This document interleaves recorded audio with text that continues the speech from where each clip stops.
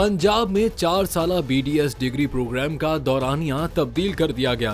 University of health sciences Lahore के board of studies dentistry के 49वें इजलास में फैसला किया गया कि BDS का दौरानिया 4 साल से बढ़ाकर 5 साल किया जाएगा। सरकारी और निजी डेंटल कॉलेजेस 5वें साल की फीस नहीं लेंगे। बोर्ड ऑफ स्टडीज डेंटिस्ट्री के इजलास में डेंटल कॉलेजों के लिए सेशन 2024 और 25 से नया निसाब लाने की भी मंजूरी दी गई। इस मौके पर vice chancellor UHS professor Ehsan Waheed Rathore का कहना था कि नए निसाब में कम्युनिटी डेंटिस्ट्री और तिब्बी महारतों को खुसूसी अहमियत दी गई है। उन्होंने कहा कि तमाम डेंटल कॉलेजों के सब्जेक्ट स्पेशलिस्ट और मेडिकल एजुकेशन के माहिरीन की ट्रेनिंग की जाएगी।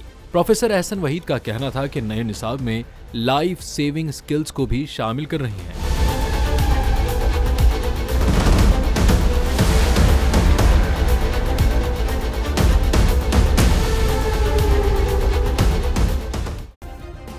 सब्सक्राइब करें और बेल दबाएं ताकि कोई खबर रह न जाए।